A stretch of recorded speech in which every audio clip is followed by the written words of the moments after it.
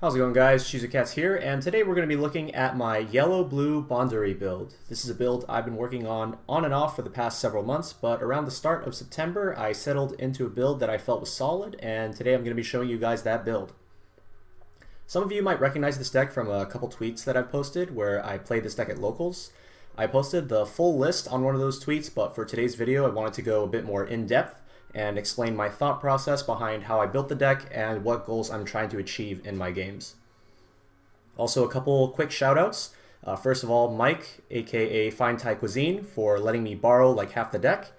And also Simu, aka Chairman, who played this deck at the San Diego WGP. Unfortunately, he went 4-1 and bubbled in 5th place, so he wasn't able to obtain a Nats invite at that WGP, but he qualified the following week at Card Arena, going undefeated with Kimono Friends.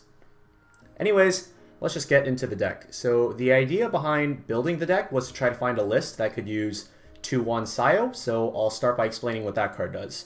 Sayo is a 2-1 7k that gains 500 for each of your other music characters, bringing her up to a maximum of 9k on a full board.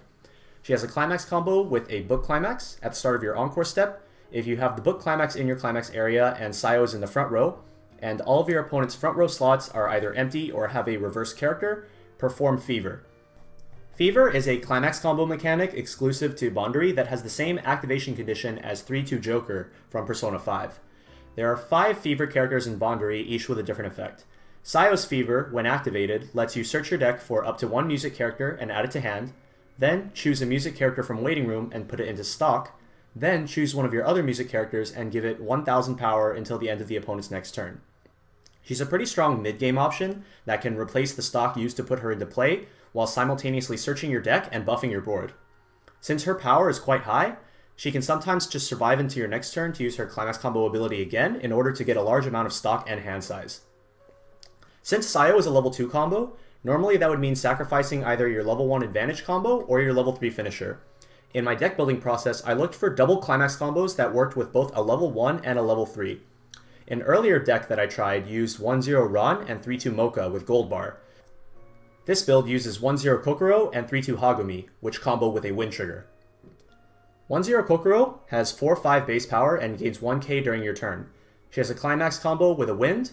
When the climax is placed, if I have another music character on stage, she gains 1500 power and an ability until the end of turn. When this card's trigger check reveals a card with a soul trigger icon, I can search my deck for up to 1 music character and add it to hand. This synergizes well with Twin Drive, allowing me to potentially get multiple searches in one attack if I trigger 2 cards with soul triggers. My finisher is 3-2 Hagumi. When she's placed on stage from hand, I draw 1 card, discard 1 card, and then I can bounce one of my opponent's characters on stage back to their hand. This bounce is extremely useful when playing in recent formats of Weiss where standby decks such as Bunny Girl Senpai are very strong. She has a climax combo with the same wind climax as Kokoro. When the climax is placed, she gets 1500 power and gains an ability until the end of the turn. This ability activates up to once per turn. When this card's trigger check reveals a card with a soul trigger icon, burn 3 to the opponent. I like to think of this card as a reverse Shinon. Instead of burning for 4 and then attacking for 3, you burn for 3 and then attack for 4, since you will have triggered a soul trigger. In exchange for the burn not being guaranteed, since you do need to trigger something with a soul trigger icon, the burn is free, whereas Shinon is pay to ditch one, so it's very efficient if it goes off. Additionally, I should note that since the ability can only proc once per turn per copy of Hagumi, giving this Hagumi Twin Drive will not allow you to get multiple burns off of 1 copy, but it will increase the number of chances that you have to trigger a soul trigger icon. In theory, the game flow goes something like Kokoro combo at level 1, when your deck has many soul triggers still in it, get your searches, and ideally hit first refresh before hitting level 2. Upon hitting level 2, use Sayo combo to put non-triggers into stock using her Fever combo.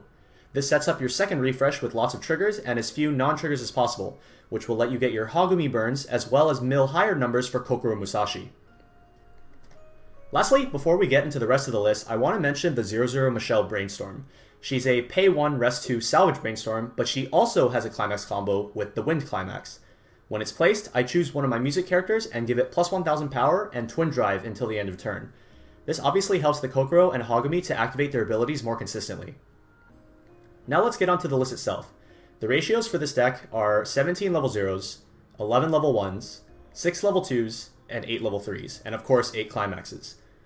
We want to run a decently high number of soul triggers so that our Kokoro and Hagumi can activate their effects consistently, so Sayo 2-1 fits right into increasing our trigger count. This build in particular runs 20 soul triggers.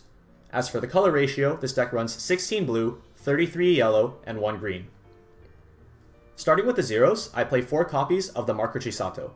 Starting at 2k base, she gains 1500 power and +1 level if she has a marker underneath her, and when she's placed on stage from hand, I reveal the top card of my deck, and if it's a music character, I can put it underneath her face down as a marker. I originally ran 0-0 Rinko Bouncer since the level 1 and higher ratio was pretty high, and it actually took me a couple months to realize how good the Chisato was for this deck and make the switch. This card is relevant at all stages of the game. At level 0, you can use her as a 3500 level 1 beat stick, and when you're looking for triggers to activate Kokoro or Hagumi combo, you can play Chisato to check the top card of your deck. If you see a trigger on top, you can just leave it there since markering the top card is optional. If it's not a trigger, you can marker it. You can also use this in conjunction with your Brainstorm. When you play her, reveal the top card of your deck, and if it's not a climax, you put it underneath her as a marker, and then you can artificially create 5-card Brainstorms by doing this. Additionally, Chisato is some much-needed blue splash for color for our Sayo later in the game. Next, I run 4 Karu, which is an Azusa for yellow. A really big reason I wanted to try the yellow-blue build over the green-blue build, which ran the Mocha and Ran, was for this Karu, since this deck really wants to get to its first refresh cleanly and then start using Sayo 2-1 from there. There's not really much else to say here. It filters hand for free and allows you to cycle through your deck. Next are the 3 copies of the Michelle Brainstorm, which I explained earlier. Since this card is a Rest 2 Brainstorm, you really only need 1 on the board at a time. By having 2 on the board, you can give 2 characters Twin Drive instead of just 1, which is sometimes relevant, but most of the time you can freely just put a random character in the back row and use it as your second rest for the Brainstorm cost. 2 Kokoro drop searches give the deck on-demand targeted search as well as stockouts, which can be pretty important for paying out early climax triggers. Notably, you do not want to play the early game fast with this deck. This is not a tri-field aggressive early game deck. You want to take your time and amass your resources in hand so that you can then use them in the mid game. I run 2 Hagumi Stock Suiciders, which are actually a pretty recent addition to the deck. Apart from being a level 0 Stock Suicider, she can send herself to stock when your opponent plays a climax. This can be extremely useful against certain matchups in order to deny reverses, so keep that in mind. In matchups where your opponent isn't looking for reverses, I tend to send these to stock with the Sayo 2-1. They probably belong there anyway. It's also important to note that the Hagumi Suicider is useful in matchups such as Konosuba, where they have cards like Swimsuit Megumin, which can rest itself mid-battle phase. This can potentially screw up your Fever combo, so if your opponent tries to play around your Fever by putting Swimsuit Megumin on the board at level 2, you can potentially play around that by holding the Hagumi Stock Suicider and using it to address their Swimsuit Megumin, or whatever card they're using for the matchup. I run 1 Hagumi Jinsu. When she's placed on stage from hand, you can clock the top card of your deck and discard 1 card to search your deck for a yellow climax and add it to hand, and you also get to give one of your characters plus 1000 power for the turn. Obviously, since we only run 1 yellow climax, which is the Wind, it can only search for that, but since we need it for both level 1 and level 3, it's good to have this card that can grab the climax out of deck when we need it. The extra 1000 pump is sometimes relevant, but it's obviously not the main reason we play this card. The last level 0 I run is actually an idea that I took from standby Bandori decks, and that's this 0-0 Tomoe from the Afterglow trial deck. She's a global 500, and she can rest herself and pay 2 stock in order to heal 1. In matchups where you recognize that your opponent won't be able to address your Sayo 2-1s, having this card in the back row not only gives your Sayos the plus 500 buff, but lets you use the stock that you built with your Sayo combos in order to prolong your level 2 game via healing. I've had games where I just Sayo combo turn after turn and amass a bunch of extra stock, and I just don't clock since my field didn't die, and use Tomoe to heal 1 every turn. Additionally, this deck only runs 2 actual healers at level 3, so Tomoe can serve as an additional healer if you need her to be. Moving on now to the level 1s, I run 4 copies of the Kokoro combo. Since this deck runs books instead of another climax that has a soul trigger, this technically reduces the number of hits for Kokoro. However, since the book climax is also a +1 when triggered, I treat it as a pseudo soul trigger in the context of the Kokoro combo. I already explained everything else about how this card works earlier in the video, so I'll just move on to the next card. I run 3 copies of this Kokoro Twin Drive. She sits at 3500 base, but she gains 3k during your turn as long as you have another music character. On attack, she can pay 1 to Twin Drive. The main idea behind using this Kokoro is to keep my stock clean, especially on turns when I use the Sayo combo. Since Sayo is going to be getting stock from my waiting room and putting it on top of my stock, Kokoro can pay out a triggered climax before the encore step, thus keeping my stock clean. Additionally, since her offensive power is quite high at 6-5 on offense, 7-5 with climax, she's the perfect candidate to go alongside the Sayo combo where you need to be able to reverse the entire enemy front row. To finish out the level 1 line, I run a 2-2 Misaki change package. The 1-0 Misaki is 4k base and gains 1500 power when your other music character attacks, bringing her up to 7k when attacking last in the turn, or 8k with a climax in play. As I mentioned earlier, you want to have cards that can attack for high offensive power to help Sayo activate her Fever ability. She can also change into the 1-1 Michelle at climax phase by paying 1 stock. The 1-1 Michelle is a support. When you play her from hand or by change, you can get the 1-0 Misaki from waiting room and put it underneath her as a marker face down. As long as she has a marker, she gains plus 1500 assist during your turn, which is a big boost to your offensive power to help out the Sayo Fever combo. It brings her up to an 11-5 power line on offense when you have the climax, and also buffs cards like Twin Drive Kokoro up to 9.5k with climax, or Misaki 1-0 up to 9.5k with climax, assuming she's the third attack. Michelle can also change back into the Misaki by sending herself to stock. This means that Michelle is never really a minus in stock, since she can always just change back into the Misaki and allow you to refund that stock back. Also worth noting is that as long as she has a marker, you will always have your change target available since it will fall into waiting room upon Michelle being sent to stock for the change cost. There are a couple other neat tricks that you can do with this change package, such as using the 1-1 Michelle to pay out a climax by playing her, and then changing her back into the 1-0 Misaki later in order to refund that stock. You can also use the 1-1 Michelle as part of your brainstorm cost for the rest too, then move her to the front row in order to gain an extra attacker out of the 1-0 Misaki that you change into. Lastly, Michelle is also a soul trigger to contribute to our Kokoro and Hogumi combos. For the level 2s, we have 4 Sayos, which I've already gone over. I run 1 copy of this Arisa 2-1. She's a 7-5 base and gains 6k when attacking level 3s or higher. When you recognize that your opponent's deck is able to early play, you will want to keep this card in mind so that you can beat over their early play with a 14-5 Arisa and successfully pull off your Sayo combo. In matchups where you know your opponent will have multiple early plays and you won't be able to Sayo combo, it's often better to just forfeit your Sayo plan and instead look to compress and play for late game. The last level 2 I run is Arisa Freefresh, which is this deck's choice list card. Sayo is able to search this card using her combo so that you can hold it for later use.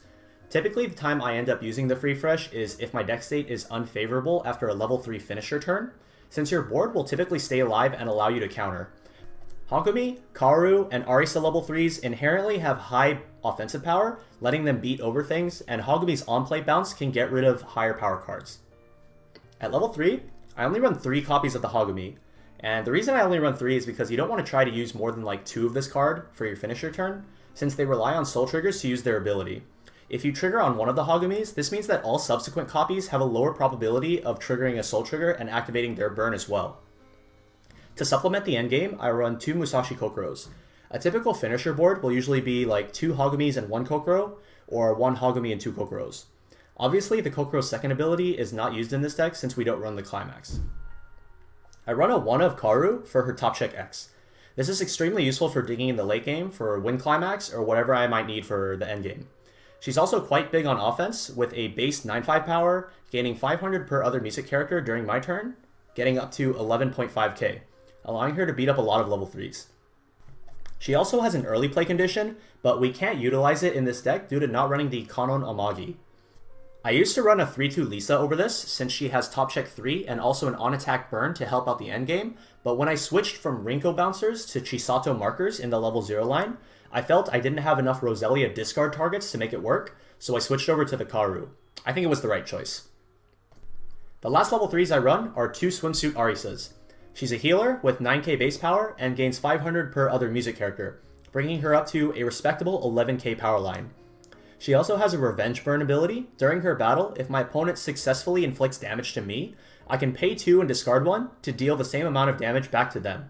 Since this deck's endgame doesn't use stock during the attack phase, I will always have the stock needed to use this ability in case they survive and need to swing back at me. This used to be TD 3-2 Lisa healers, but those were switched out at the same time I switched from the Lisa top check 3 to Kaoru top check X. Next, let's talk about cards I chose not to include in the list. The first one I want to discuss is Ron, level 0 Suicider. She's a clock suicider, but more importantly, she has an alarm ability that gives twin drive to one of my characters. The main reason I chose not to run this is because of color constraints. I didn't want to put too many non-yellow characters in the deck as it risks messing up the Kaoru 0/0. Additionally, I didn't feel the additional twin drive was worth holding the card in order to clock it, especially at level 0 and 1. At level 3, it might be more viable to hold and clock the rod, but it's also just easier to play 2 Michelle Brainstorms, or just only play 1 Hagumi, and then you use your 1 copy of Michelle Brainstorm in order to give that twin drive. Another card I chose not to use was the Kanon Amagi. She offers more mill option and gets you a +1 upon playing a climax, allowing you to play your extra climaxes more liberally. She also enables Kaoru's early play condition, although to be honest, you still probably wouldn't early play Kaoru since you want one of your back row to be the Michelle Brainstorm. I think that this card could probably be slotted as a 1 of or 2 of, maybe instead of the Tomoe Global. A card that I actually used to run was the 1/0 Sayo, cost 0 bottom deck Suicider. She can be useful in matchups such as Sword Art Online using Lisbeth Coin Flip, since that can potentially ruin Fever turns by resting itself mid-attack phase. But I took them out in favor of the Misaki Michelle Change package to address big level 2 boards. I also used to run the 2/1 anti-change Yukina Suicider, but I took that out in favor of the 2/1 Ari. I asked Simu for a quick statement since he played this deck at the San Diego WGP. So here are some of his thoughts on the deck. Hi, I'm Simu, or otherwise known as Chairman. I'll be talking about Randall's list that I was able to play at WGB in San Diego, going X and 1. So yeah, I really like the list. It's something that I feel like has a lot of internal synergy with Sayo combo and Fever, and also with the Wind Trigger Climax. One thing I really like about the deck is that I basically get to play a Climax every turn, starting from level 1, and there's always some kind of advantage or power combo going with it. So it feels like I'm always dictating the pace of the game, and it's very powerful. I think the deck definitely requires you to have a pretty good early game, so that when you hit level 1, you can do at least 2 Kokoro combos. So what ends up happening is playing a really slow level 0 game. Basically, I only attack once every turn at level 0. I only play like 1 character. I remember the first time I played the deck, I tried to try a field, and I basically lost the game because I didn't know how to play it. So it does take some time getting used to, but otherwise I think it's a really strong deck. There's one change I would make. I think the refresh counter is really valuable, because sometimes, since your deck is so compressed, you'll trigger 3 climaxes, and you can't really pay them out with Sayo, but by being able to search the refresh counter and not blind stocking, you can actually just pay out the 3 climaxes that you trigger immediately with the refresh counter. So it's at a 1 of right now. I would actually bump it up to a 2, maybe cut a 1/0 Twin Drive Kokoro for it.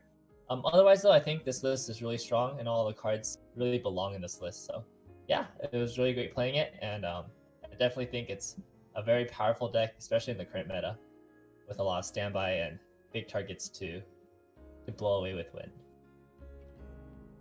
So that concludes this deck profile on Yellow Blue Bandori. Thanks for watching, everybody, and until next time, this has been Shizukats. Bye.